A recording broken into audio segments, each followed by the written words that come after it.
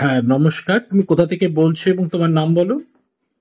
Sir, গুরুজি আমরা ইসলামপুর থেকে বলছি। হ্যাঁ, তোমার নাম বলো। নাম হচ্ছে দীপা দাস।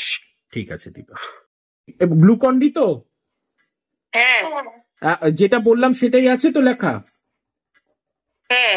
ঠিক, এর মধ্যে মধুর ব্যাগ। একদম যেটা বললাম যে ব্যাগের মধ্যে মধু লেখা থাকবে সেটাই আছে তো?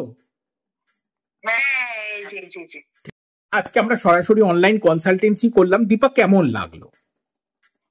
গুরুজি আমাকে একটু দীপা, ভালো লেগেছে গুরুজি, খুবই একদম যা যা বলেছি সব মিলেছে দীপা?